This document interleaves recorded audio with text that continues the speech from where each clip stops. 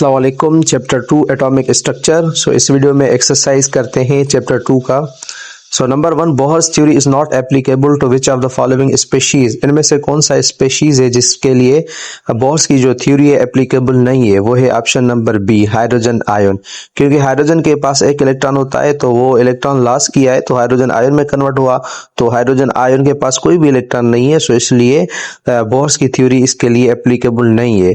Bohr की theory सिर्फ applicable होती है वन इलेक्ट्रॉनिक स्पीशीज के लिए। सो दूसरे ऑप्शन है उसमें एक एक इलेक्ट्रॉन है लेकिन हाइड्रोजन आयन में कोई भी इलेक्ट्रॉन नहीं है, इसलिए हाइड्रोजन आयन के लिए एप्लीकेबल नहीं होती।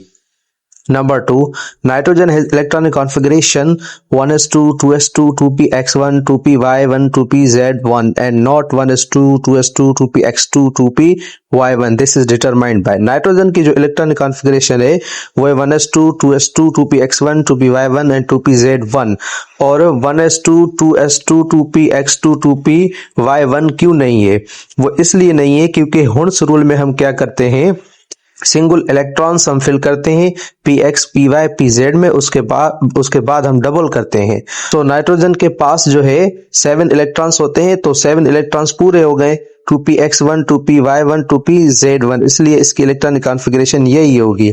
सो इसमें option number C correct option है। Number 3, quantum number values for 3s orbital are. Quantum number का जो वैल्यूज है वो 3s ऑर्बिटल के लिए क्या होता है? So option number D is the correct option. So n equal to 3, l is equal to 0। Number 4, radius of first orbit of hydrogen atom. Hydrogen atom का फर्स्ट ऑर्बिट का radius कितना होता है वो आपको पता है, a 0.529 angstrom. Number 5, the spectrum is used as a tool for the identification of.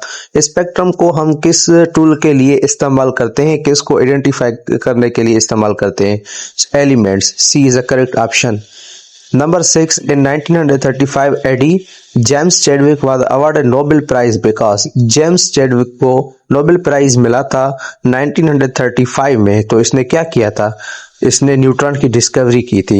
He discovered neutron. So option number B is the correct option. Number 7, when 4d orbital is filled, the next electron enter into। जब 4d orbital fill होगा तो इसके बाद जो है electron किस में inter होगा? 5p में। B the correct option. Which of the following is not isoelectronic pair. इनमें से कौन सा आइसोइलेक्ट्रॉनिक पेयर नहीं है? So C is the correct option, sodium and calcium. Balmer series is the hydrogen spectrum of electron jumps from any appropriate higher energy orbit to। बामर series में क्या होता है, इलेक्ट्रॉन हायर से लोअर की तरफ आता है तो किस में आएगा? सेकेंड ऑर्बिट में। A the correct option. The shape of orbital of which L is equal to 0। L is equal to 0 हो तो किस शेप का होगा orbital? So A the correct option, spherical होगा। सो ये चैप्टर 2 का एक्सरसाइज था जो इस वीडियो में हमने इसको डिस्कस किया। Thank you, Allah Hafiz.